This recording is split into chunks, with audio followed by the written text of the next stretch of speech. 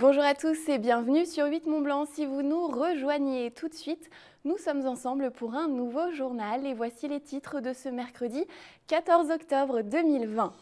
Le parking devait être souterrain, le projet est enterré. Hier, en conseil municipal, la nouvelle mairie d'Annecy a abandonné l'idée d'un nouveau parking face à la préfecture, une infrastructure pourtant plébiscitée par les commerçants. Elle vit dans une bulle et en a imaginé plusieurs. Claude Cauchy est l'une des figures d'un mouvement architectural surprenant, particulièrement présent en Haute-Savoie dans les années 60. Jean-Paul Crespi nous emmène à la rencontre de cet architecte.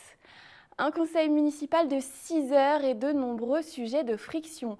Lundi soir, les élus d'Annecy ont abordé une centaine de points. Parmi eux, le projet de parking souterrain face à la préfecture. 700 places de parking sous terre à la place des 250 aériennes actuelles. Un projet imaginé par la municipalité précédente de Jean-Luc Rigaud et voté en décembre dernier.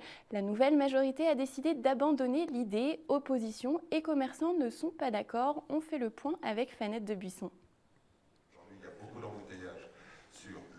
C'était un engagement du candidat Astorg lors de la campagne électorale. Élu, le maire décide d'abandonner le projet de parking souterrain préfecture porté par l'ancienne municipalité. Un projet de plus de 700 places en cœur de ville. Même si ce n'est pas une surprise, chez les commerçants, la décision fait grincer des dents. C'est que ça fait déjà plus de 10 ans qu'on attend. Aujourd'hui, il y a la crise de Covid. On sort de cette crise-là. Ça a vraiment digitalisé l'ensemble des entreprises, l'ensemble de la société. Aujourd'hui, les gens, s'ils ne veulent pas venir, ils peuvent absolument commander sur Internet. En tout cas, pas mal de produits. Je ne dis pas tous, mais pas mal de produits. Donc, à un moment, il faut aussi qu'on soit accompagné par la municipalité pour redonner l'envie aux gens de venir sur Annecy et consommer en physique et pas en virtuel. En conseil municipal, Jean-Luc Rigaud défend le projet. 30 millions d'euros financés par le tarif de stationnement et un chantier sur les rails. Le foncier étant déjà acquis, il aurait fallu 2 ans pour sa construction. Donner une offre complémentaire, enterrer, parce que c'est quand même beaucoup plus esthétique pour le cœur de ville. C'est le seul outil que l'on a aujourd'hui rapide pour pouvoir trouver une solution. Je ne dis pas qu'elle est idéale, je dis simplement que tout était mis en place pour qu'elle soit faite rapidement et que nous, à notre niveau des commerçants, ce dont on a besoin, c'est d'avoir une solution qui soit à court terme. L'idée des parkings relais, l'idée d'une meilleure circulation, elle est bonne, elle est évidente, elle est indispensable. Mais pour autant, la seule idée que l'on puisse avoir rapidement, c'était celle du parking qui était prévue. L'objectif de la majorité écologiste est de diviser par 2 la circulation automobile en 10 à 15 ans dans Annecy. Elle étudie en ce moment une carte des places de parking disponibles à l'échelle de la ville pour remettre à plat la politique de stationnement. Il y a une étude du CEREMA, je vous invite à aller la lire, sur les stationnements dans les villes de plus de 100 000 habitants. Ce que l'on constate, c'est que plus de 65% des gens qui viennent en centre-ville viennent à pied et en transport en commun. Nous, on a une vision qui change la stratégie. On veut réellement avoir un centre-ville apaisé. On ne pouvait pas dire qu'avant, on voulait un centre-ville apaisé et ramener encore plus de voitures. Nous, l'idée, c'est de développer des parkings relais aux abords de la ville pour que les gens puissent venir en centre-ville avec des transports en commun. Donc ça met un peu plus de temps, mais ça va répondre aux enjeux d'aujourd'hui. Finalement, l'abandon du projet de parking préfecture est bel et bien voté. 51 voix pour, 15 contre et 3 abstentions. Alors que l'épidémie de Covid progresse, la police municipale de Chambéry est confinée. 5 cas positifs ont été détectés. L'agence régionale de santé a donc demandé à la mairie de placer toutes les brigades en quarantaine. 40 policiers à l'arrêt qui devraient reprendre du service dès samedi soir. En attendant, les services se sont organisés pour continuer à assurer la sécurité des Chambériens. Nous avons joint la mairie par téléphone. On écoute Dominique Loctin, conseiller municipal délégué à la sécurité. Dans ce confinement, il y a toujours une brigade qui répond par téléphone. C'est-à-dire qu'on a le système qui a été mis en place, comme dans beaucoup d'entreprises, où il n'y a pas la présence sur le terrain, mais où il y a un numéro de contact qui permet d'orienter une astreinte, si vous voulez, pour orienter les personnes vers les services concernés. Ça peut être la police nationale ou d'autres partenaires. La police nationale, du coup, fait aussi continue son activité, donc en journée, en soirée.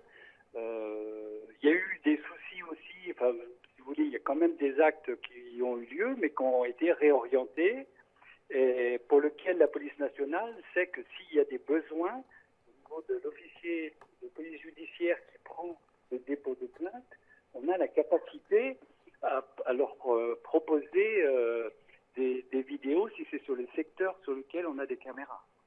Donc ça continue, ça fonctionne. En bref, à Chambéry, toujours, lors du conseil municipal de ce mardi 13 octobre, Thierry Repentin, le maire, a annoncé 3 démissions dans la minorité. En effet, Guy-Pierre Martin, Xavier Dulin, ancien président de Grand Chambéry, et Michel Dantin, maire de 2014 à 2020, ont laissé leur place à Philippe Cordier, Isabelle Rousseau et Benoît Perroton. Dans ce contexte de crise sanitaire, le Salon international de l'agriculture de 2021 est annulé. La nouvelle est tombée hier, un coup dur pour nos agriculteurs et ils sont nombreux dans nos pays de Savoie à participer chaque année à cette foire. L'édition 2020 écourtée d'un jour avait rassemblé 540 000 visiteurs. Le concours général qui juge chaque année environ 12 000 produits agricoles et alimentaires français sera toutefois maintenu. Les finales se tiennent d'habitude pendant la durée du salon. Elle pourrait être organisée cette fois-ci dans différentes villes en France. Alors que la Savoie est en niveau d'alerte depuis le 29 septembre dernier, la Haute-Savoie, pour le moment, est en dessous des seuils. On compte actuellement 45 patients hospitalisés dans le département, dont 2 en réanimation. Mais avec un taux de positivité de 9,7%, la situation se dégrade. Les services de l'État ont organisé un point presse ce mercredi pour annoncer l'élargissement des zones où le port du masque est obligatoire. On fait le point avec Fanette de Buisson. Ce qui fait que la Haute-Savoie n'est pas parmi les départements les plus atteints, mais a une pente comme les autres.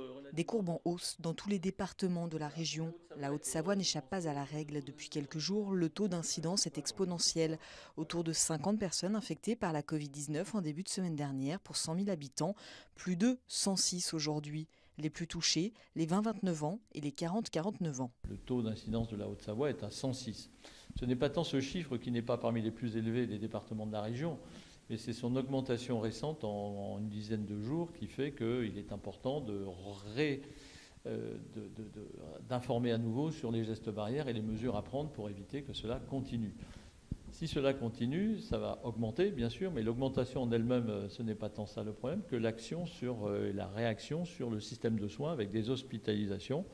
Et si la Haute-Savoie est encore parmi les départements peu atteints de ce côté-là, on a dans la région des départements comme la Loire ou comme le Rhône qui atteignent des taux de remplissage des services de réanimation notamment qui deviennent importants. Les 3 critères observés pour le passage en zone rouge ne sont pas encore réunis en Haute-Savoie. Le taux d'incidence des plus de 65 ans est de 66 pour une limite fixée à 100. Le taux d'occupation des cas Covid en réanimation dans l'ensemble de la région de 33% pour une limite fixée à 30%. Pour autant, la préfecture renforce les mesures dans le département. Le port du masque est désormais obligatoire aux abords des établissements scolaires, des gares et des centres commerciaux. L'idée, c'est de dire gardez-le, anticipez-le, vous l'avez dans la poche. Vous alliez le mettre au moment où vous alliez rentrer dans le supermarché, mettez-le dès que vous sortez de la voiture, puisque vous allez croiser des gens, vous allez discuter avec des gens sur le parking. C'est le message qu'on veut faire passer. Derrière une mesure réglementaire, pour conclure, je dirais, il y a tout simplement un principe de bon sens. L'objectif, c'est d'éviter l'engorgement des hôpitaux pour 2 raisons. La première, parce qu'une arrivée trop massive de cas Covid poserait mécaniquement une difficulté de traitement optimal, mais surtout parce que les hôpitaux, ils ont besoin aussi de pouvoir continuer à fonctionner pour les opérations courantes. Notre objectif, c'est aujourd'hui de prendre ces mesures en anticipation, en constatant une dégradation, comme on l'a fait cet été. Pour éviter un effet de mitage, les villes comme Annecy et Annemasse élargiront cette semaine les zones où le masque sera obligatoire. Depuis le 17 août, 3 790 contrôles ont été réalisés dans le département. 4% ont donné lieu à une verbalisation. J'ajoute que vous pourrez retrouver l'intégralité de la conférence de presse de la préfecture en replay sur notre page Facebook. Si la Covid occupe le devant de la scène dans l'actualité sanitaire, d'autres sujets sont tout autant préoccupants. Ce soir, le docteur Paul Truang est en ligne avec nous. Bonsoir, vous êtes le président de la Ligue contre le cancer en Savoie. Merci d'être avec nous. Bonsoir. Alors, ce qui vous inquiète particulièrement, c'est la pénurie de médicaments. On manque de médicaments pour soigner les personnes atteintes de cancer aujourd'hui en France? Oui, en fait, si vous voulez, le problème de pénurie des médicaments n'est pas nouveau. Hein, c'est quelque chose qu'on pressentait depuis quelques années, mais qui est devenu beaucoup plus apparent depuis qu'il y a eu cette épidémie du Covid-19. Alors, disons que c'est une... pourquoi on en est là?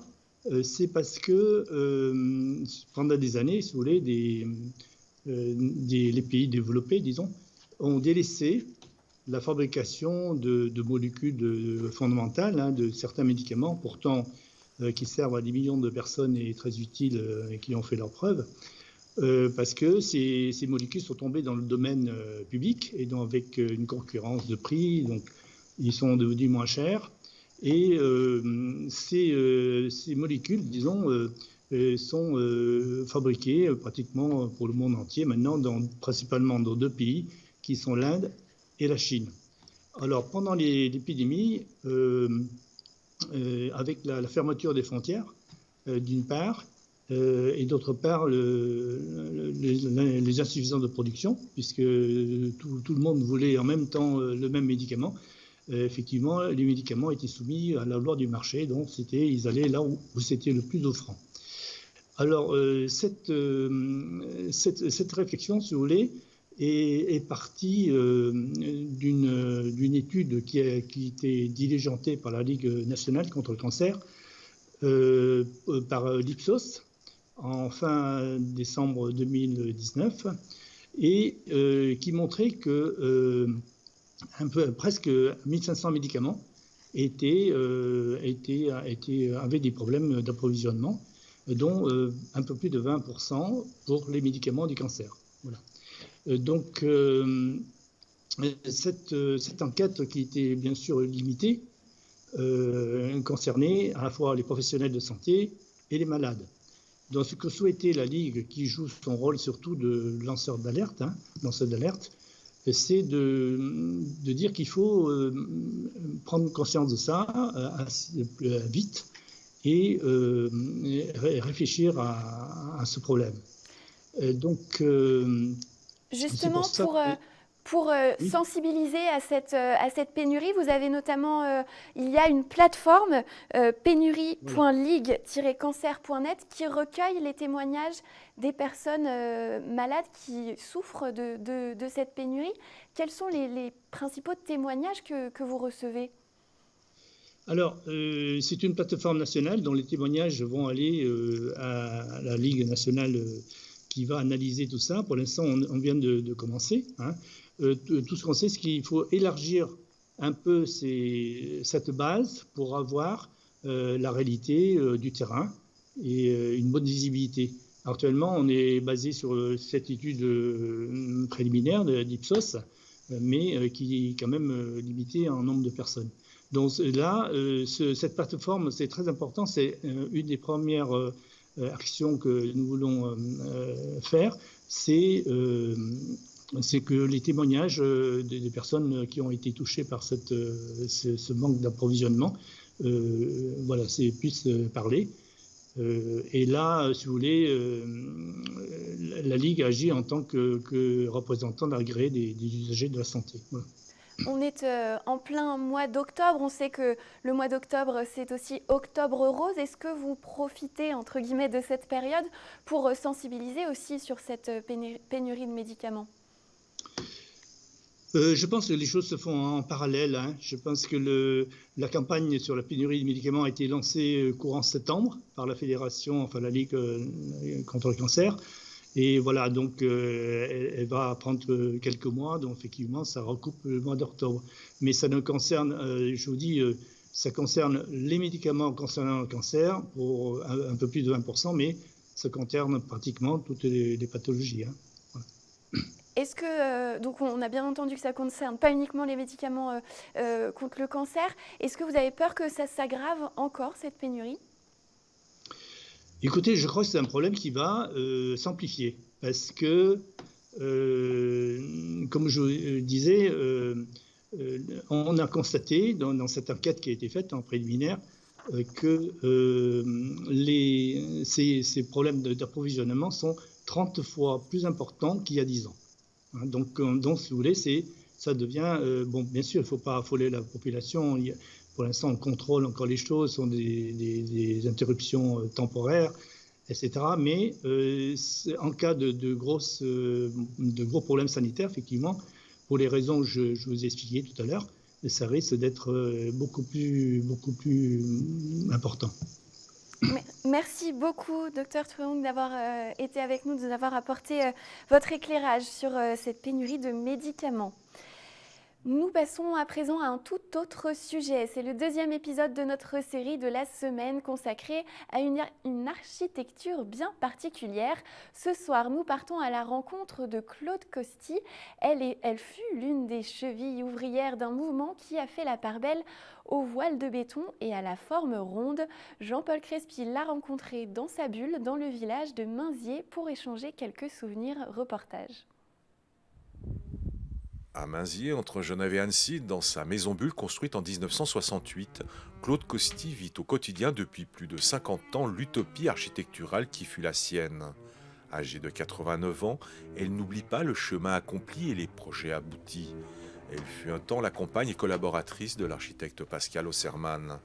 Avec son mari, elle a mené pendant une dizaine d'années d'abondantes recherches sur l'application des coques de béton sans coffrage pour produire des courbes qui s'intègrent parfaitement à l'environnement naturel. Ensemble, ils ont inventé un langage architectural nouveau, tout en légèreté, et ont réalisé de nombreuses maisons en voiles de béton projetées. Au début, c'était une question économique, principalement, parce qu'on pensait que ce genre de construction était très économique. On n'est pas tenu à des angles droits, à des murs droits, à des bois. On n'est pas dans des boîtes, on est dans des formes qu'on a voulu, et on peut exprimer sa propre personnalité en créant cette architecture. Donc on abolissait toutes les règles. Parmi ses réalisations personnelles, l'école maternelle de Douvaine, la maison Cavie et la maison Unal, autant de bâtiments qui sont des exemples remarquables de cette architecture expérimentale. Notre propre maison, c'était vraiment une sculpture. C'est très personnel, c'est une sculpture et c'est difficile de réaliser ça. Il faut que ça soit de l'autoconstruction. Quand je suis seule et que j'ai un moment de libre, je m'installe quelque part et puis j'ai une vision, je regarde ce que je vois et j'ai une vision. Il y a certains endroits où on peut aller, on peut pénétrer, mais on n'y va pas, on regarde. Oui, c'est la liberté en fait, oui. Tout au long de sa longue carrière professionnelle, sa rigueur lui a permis de s'affirmer comme une chef de chantier hors du commun, lui permettant d'imposer son architecture atypique dans un milieu où les femmes sont encore très rares. Depuis la fin des années 90, elle mène une activité de céramiste dans sa maison de Mainzier, des céramiques inspirées de ses certitudes, souples et inventives. 4 jours après son premier succès de la saison à Avranches, le FC Annecy jouait en Bretagne ce mardi soir à Saint-Brieuc. Malgré quelques possibilités en première période avec notamment Ahmed Mogheni, les Hauts-Savoyards se sont inclinés 1-0. Le seul but de la rencontre a été inscrit sur pénalty par Jordan Blondel à la 76e minute. Après ce 4e revers de la saison, le Fessé reste 17e de national avec déjà 4 points de retard sur le premier non relégable. C'est la fin de ce journal. Nous nous retrouvons demain pour un nouveau point complet sur l'actualité. D'ici là, restez avec nous. Juste après la météo, vous le savez, c'est Panorama. Emmanuel Jaude est cette semaine sur les hauteurs de Saint-Jean-de-Maurienne. Merci pour votre fidélité. Merci à toute l'équipe en rédaction et en régie. Je vous dis à demain. Bonne soirée sur 8 Mont-Blanc.